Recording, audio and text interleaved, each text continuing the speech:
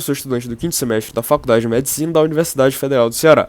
Também sou membro da Liga de Medicina Clínica, que ultimamente está gravando alguns vídeos sobre determinadas condições que são encontradas no atendimento primário de saúde e sobre quando a gente deve encaminhar os pacientes com essas condições para o especialista. Eu fiquei encarregado de falar sobre os eczemas, e aí eu vou dar uma explicação geral sobre os eczemas de interesse do médico generalista e sobre quando você deve encaminhar o paciente para a dermatologia, ok? Então, começando com a definição do eczema. Esse termo, eczema, ele é utilizado para se referir a um conjunto de dermatoses, doenças da pele, né, inflamatórias inespecíficas, nas quais o principal sintoma vai ser o prurido. A principal queixa do paciente vai ser a coceira em um determinado local do corpo. Pode ocorrer eritema, pode ocorrer edema, vesículas, crostas, bolhas, descamação, liquenificação, mas a principal queixa vai ser o prurido, certo? E é importante também diferenciar o termo eczema do termo dermatite. O eczema é um tipo de dermatite na qual vai ser histopatologicamente caracterizada pelo achado de espongiose, que é a coleção de líquido entre as células epiteliais. Então, isso é o eczema, enquanto que a dermatite é um termo mais generalizado de inflamação da pele. E aí, quem é que pode ter eczema? Basicamente, qualquer tipo de pessoa, ok? O eczema ele não vai ter nenhuma predileção por gênero, ou por etnia, nem por faixa etária. Qualquer pessoa, em qualquer época da vida, pode ser acometida pelo eczema. E aí, qual vai ser o tipo de eczema mais comum? Vai ser o de contato, ok? Contato com alguma substância irritante ou com algum alérgeno, que vai ser a principal causa de eczema. Logo em seguida, nós temos o eczema atópico e então o eczema seborreico. Então, aqui a gente pode ver a face de uma criança, provavelmente, né, que a gente encontra uma lesão eritematosa, uma mancha eritematosa, que é uma apresentação aguda do eczema, e aqui a gente tem uma apresentação mais subaguda ou crônica, que a gente consegue ver descamação, consegue ver uma determinada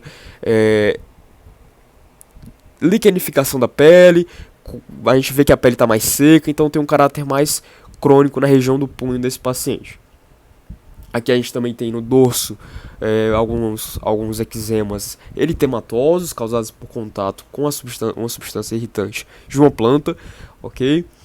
E aqui um eczema por contato com maquiagem na região periorbital, certo? E aí a gente pode classificar os eczemas quanto à temporalidade. Como eu estava falando, eu posso ter o eczema agudo, que vai ter esse caráter mais eritêmato vesiculoso, às vezes com exudação, como a gente vê na mão dessa pessoa, né, uma lesão avermelhada, às vezes tem exudação, tem uma infecção bacteriana superimposta, mas o eczema também pode ser subagudo, de caráter eritêmato vesiculoso com pápulas, pode encontrar também um pouco mais de crostas, alguma liquenificação, alguma descamação, e no crônico mesmo a gente vê o caráter eritemato crostoso ou eritemato escamatoso com liquenificação, aqui a liquenificação bem evidente na pele desse paciente. E quais são os eczemas de interesse para o generalista? Porque existem diversos tipos de eczema. Como eu falei, é um conjunto de dermatoses inflamatórias inespecíficas, são vários. Mas os de interesse para o generalista são os de contato, como nessa paciente que desenvolveu um eczema por contato com o colar, o atópico, né, a gente vê aqui essas lesões em fossas cubitais, o seborreico e o desidrótico. Então, começando pelo eczema por contato. Eu vou ter dois tipos de eczema por contato, que vão ser o eczema por irritante primário e por contato com um alérgeno. Então, começando pelo irritante primário, que vai ser a grande maioria, que é por causa da ação de substâncias básicas ou ácidas fracas na pele do paciente, que vão causar uma irritação e, consequentemente, prurido e todo o quadro clínico do eczema. Ok? Esse tipo de condição ele vai ser o eczema por contato mais comum, aquele por irritante primário, no qual cai uma substância na pele e começa a irritar, e muitas vezes ele vai ter um caráter ocupacional ou diário, de uma atividade rotineira. Talvez um paciente que tenha um trabalho que ele mexa muito com substâncias irritantes, com ácidos, certo? Com detergentes que podem irritar a pele, que ele lave muita louça em casa com determinado detergente que é irritante para a sua pele, ok? É importante também ressaltar que o tempo de desenvolvimento da lesão é variável, ou seja, ele pode desencadear a lesão horas após o contato com a substância ou então após diversos usos da substância. Então ele pode chegar com a queixa dizendo que, doutor, mas eu sempre mexo com essa substância, eu sempre tenho contato com ela, eu acho que não deve ser por contato com ela não.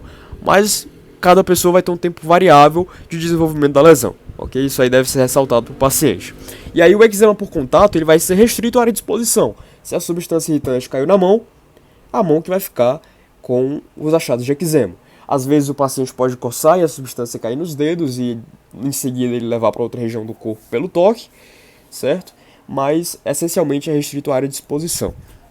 E aí a gente tem aqui a mesma imagem do começo, né, na qual o paciente teve contato com a substância irritante da planta, e aí causou esse eczema eritematoso nele. E aqui a gente tem um eczema pela urina. A urina também é uma substância que pode irritar a pele, e aí esse quadro aqui é conhecido como eczema das fraldas, né, que caracteristicamente ele poupa a região das dobras. Como a gente pode observar, tem lesões eritematosas na região anorretal, na região genital, nas pernas, mas as dobras elas são poupadas, ok? Então o eczema por irritante primário é o mais comum, causado por substâncias irritantes. E aí a gente também tem o eczema por dermatite de contato alérgica, que o paciente vai ter uma alergia a uma determinada substância. E aí o tempo de desenvolvimento da lesão também é variável, pode surgir em horas após o contato ou então meses após diversos contatos em ocasiões diferentes. E ele vai ressaltar isso, o paciente vai ressaltar isso daí. É restrita a área de contato, aqui eu já vou ter uma participação imunológica, é um processo desencadeado pelo sistema imune, diferentemente do irritante primário, que é por ação do próprio irritante. Eu tenho também risco de infecção secundária e é possível desenvolver tolerância, assim caracterizando a cura. Okay? Então aqui a gente tem um eczema por contato com uma maquiagem, que causou alergia, né? Que desencadeou uma alergia. E aqui por uma tatuagem de rena. Além disso, a gente tem aqui um eczema à esquerda por contato com látex da luva, certo? Já com caráter de liquenificação. E à direita, o eczema por contato com aroeira. E aí o diagnóstico ele vai ser feito basicamente pela associação entre o uso de uma determinada substância com o local que é utilizado para manejar essa substância. Então, se o paciente lava louça com um detergente irritante e ele usa a mão para isso, ele vai ter a lesão na mão.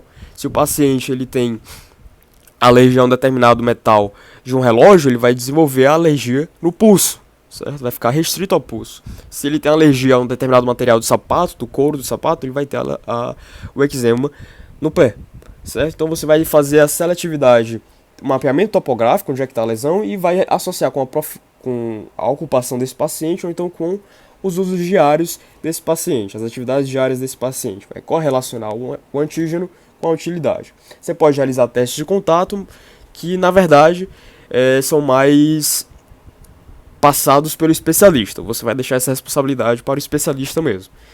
Ok. Em seguida a gente tem o eczema atópico, que é a principal manifestação cutânea da atopia, que é aquela evolução do paciente com história de asma, de rinite alérgica e também de dermatite atópica.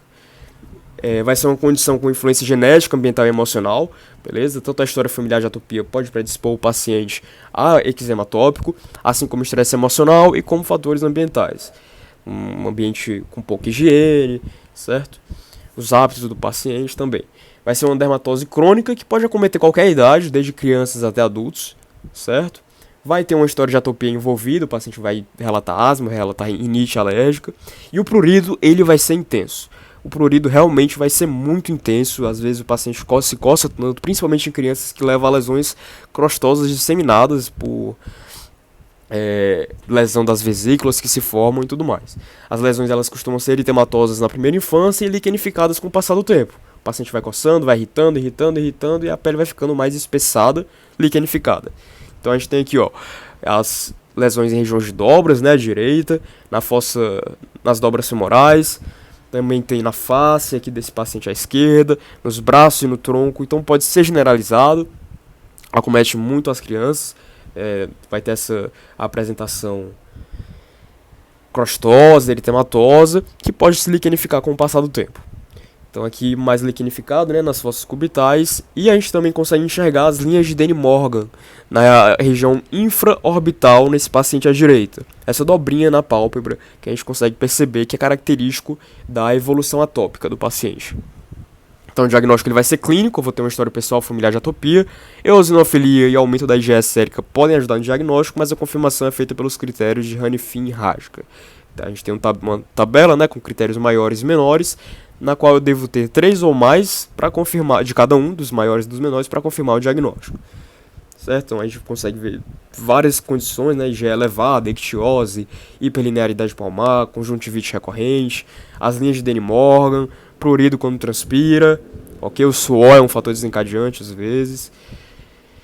E aí em seguida a gente tem o eczema seborreico, que é uma dermatite crônica, muito relacionada com hiperproliferação epidérmica e a presença do Malassezia spp, que é um fungo na pele desse paciente, acomete 5% da população geral e tem uma alta incidência em pacientes HIV positivos, certo? Clinicamente, ele vai se apresentar com lesões maculopapulosas, eritematosas ou amareladas, recobertas por escamas gordurosas. Isso é muito importante. Esse caráter graxento do eczema, de um lipídio assim gorduroso, ele vai ser muito característico do eczema seborreico. E vai acometer principalmente as áreas seborreicas, a face, o tronco, certo? O dorso principalmente, regiões seborreicas. O prurido dele pode ser discreto, pode acometer o couro cabeludo também, tem preferência pelo couro cabeludo às vezes. O diagnóstico é feito pela clínica. Em pacientes com casos graves, é recomendado pesquisar sorologia para HIV e para HTLV tipo 1. Então a gente consegue ver aqui o couro cabeludo sendo acometido, né, às vezes com realmente uma hiperproliferação epidérmica, também com conteúdo graxento no cabelo dessa paciente, ok? E por último, eczema desidrótico, que é uma síndrome eczematosa de mãos e pés. Eu vou ter todas as possibilidades etiológicas de eczema, mas que se restringiram, se manifestaram com uma síndrome eczematosa nas mãos e nos pés. Agudamente pode se manifestar como vesículas ou bolhas e cronicamente como descamação e fissuras. E aí eu vou ter as causas exógenas de eczema desidrótico e endógenas também do eczema desidrótico. Falando das causas exógenas, eu posso ter o eczema de contato, ingestão ou inalação de alérgenos que acabam se manifestando pelo eczema desidrótico, pelo eczema nas mãos e nos pés, ok? Ele inala a substância, ele ingere a substância e o acometimento vai ser palmo plantar. Infecções e farmacodermias também. Falando mais das causas endógenas, eu vou ter a psoríase, dermatite atópica, eczema no mular, dermatite plantar juvenil e outras, certo? Então são várias condições que quando elas se manifestam com a síndrome eczematosa nas mãos e nos pés, a gente chama isso de eczema desidrótico. Às vezes eu não vou encontrar nenhuma causa, certo? Específica para esse eczema. E aí eu chamo basicamente de desidrose. A desidrose, ela vai ser também um eczema desidrótico, acomete as mãos e os pés, com vesículas, bolhas e com prurido, que ele pode se aliviar com a descompressão das bolhas, né, com a perfuração dessas bolhas, e ao longo do tempo pode se desenvolver liquenificação, crostas, fissuras ou até infecções bacterianas, principalmente por Staphylo aureus. Então aqui a gente tem duas imagens mostrando essas descamações, mostrando também bolhas em região lateral e dorsal dos dedos, beleza? E aí o que eu vou fazer na abordagem de um eczema de um paciente com eczema? Eu tenho que perguntar sobre a ocupação dele, com o que ele trabalha, quais as substâncias que ele maneja, quais os medicamentos que ele está utilizando agora, os tratamentos que ele fez antes da consulta para esse eczema e se teve melhor ou não com esse tratamento, saber o que melhora ou piora o eczema, saber a temporalidade, a duração desse eczema, o que desencadeia, está relacionado com alguma atividade, algo assim, certo? As atividades de rotina, se ele mexe muito com alguma substância que pode ser um potencial irritante, um potencial alérgeno, e também comorbidades e fatores de estresse, que também podem desencadear a condição. Você também vai realizar o exame físico observando qual é a lesão predominante, se são vesículas, se são bolhas, se é uma liquenificação, se são crostas, se são eritemas, para você também determinar a temporalidade do eczema e saber onde é que se localiza. Está mais em mão e pé? Está mais em regiões seborreicas? Certo? Está mais em dobras, em fossa cubital, em fossa femoral? E se há também algum sinal de atopia, como as linhas de Denny-Morgan, ok? Perguntar também na anamnese sobre história de atopia, sobre história familiar, tudo isso é muito importante. E aí você também vai ter os exames complementares, né, como a IgE sérica, swabs e culturas, o exame microscópico, a biópsia para estudo anatomopatológico e também o teste cutâneo, o PET testing. Mas é importante lembrar que o diagnóstico ele vai ser quase sempre clínico, ele vai depender muito mais da clínica do que dos exames complementares. E esses exames muitas vezes eles vão ser solicitados em situações inespecíficas e incomuns, basicamente pelo especialista, na verdade. O tratamento geral dos eczemas vai ser caracterizado por uma fase exudativa e uma fase pós-exudativa. A fase exudativa você vai fazer compressas com soro fisiológico ou permanganato de potássio. Você pega um envelope em 5 litros de permanganato, né, e bota em 5 litros de água em temperatura ambiente 3 vezes por dia por 3 dias, até melhorar. Quando melhora a exudação, corticoide, pode ser creme ou pomada. E também anti-inflamatórios não esteroidais, antihistamínicos e imunomoduladores tópicos, como o tacrolimo e o pimecrolimo, também podem ajudar. Os hidratantes e emolientes também são recomendados, principalmente se houver descamação ou então sinais de pele ressecada. Especificamente, a gente vai ter o tratamento para eczema de contato. No caso de irritante primário, é recomendado o uso de EPIs, né, de equipamentos de proteção individual. É importante você afastar o agente causal, a substância que está causando essa irritação, e também tratar infecções secundárias. O eczema de contato por alérgeno, o tratamento vai depender se é agudo, subagudo ou crônico. No caso de agudo, é importante fazer o banho com compressas. No subagudo, a pasta d'água ou corticosteroide tópico pode ser utilizado. E na crônica, corticosteroide também, pomada, fita oclusiva ou injeção intralesional. E se for muito generalizado, você faz o corticosteroide sistêmico. Preferência para prednisona 0,5 mg por quilograma de peso. Em relação ao eczema tópico, cortar as unhas, certo? Porque crianças, principalmente, elas costumam coçar bastante e aí danifica ainda mais, pode levar à perfuração das vesículas, que podem se formar, formando crostas e dando uma maior suscetibilidade a infecções secundárias. Então é importante cortar as unhas regularmente, higienizar o ambiente, hidratar com emolientes associados ou não a corticoides e também realizar antibiótico terapia antistafilocócica. Em relação ao seborreico, a gente vai ter que controlar o processo. Não necessariamente vai acontecer uma cura. Em relação ao couro cabeludo, se o acometimento for no couro cabeludo, shampoos à base de LCD, 5 a 8%, e se for em face tronco, você pode usar o gel de Kummerfeld, cremes com cetoconazol ou corticosteroides de baixa potência. Em relação ao desidrótico, é recomendada a lavagem de mãos cuidadosa de 2 a 3 vezes por dia, evitar detergentes e sabonetes, tá? Na fase aguda, compressas com permanganato, prednisona ou imunomoduladores podem ajudar. E na fase crônica, utilizar coaltar, de 2 a 5%, ou então o tacrolimo mais o pimecrolimo, 1% 2 vezes ao dia. Os erros mais comuns na abordagem dos eczemas é o uso de corticosteroides potentes e ou por tempo inapropriado para o segmento corporal.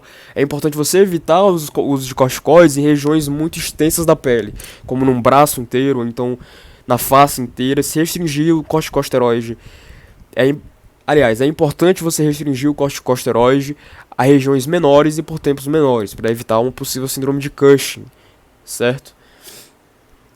Não enfatizar a importância da adesão ao tratamento. Você tem que falar para o paciente para ele realmente aderir ao tratamento se ele quiser a cura, se ele quiser o controle da doença.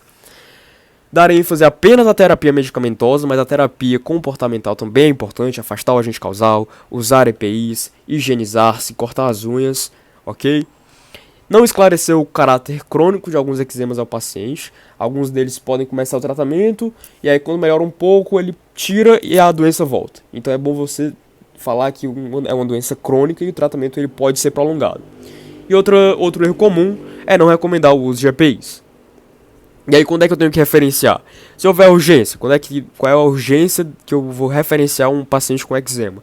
Nos casos de dermatite atópica grave, que o paciente ele realmente está com muitas lesões disseminadas pelo corpo inteiro, que é difícil de controlar, e ou então se houver uma infecção bacteriana subjacente refratária ao tratamento. Beleza? Sem urgência, você referencia quando houver a necessidade de exames específicos, como o teste de contato, que é o PET testing, se houver uma incerteza diagnóstica, se houver refratariedade ao tratamento estabelecido, um comprometimento grave da qualidade de vida, infecções recorrentes ou distúrbio do desenvolvimento infantil.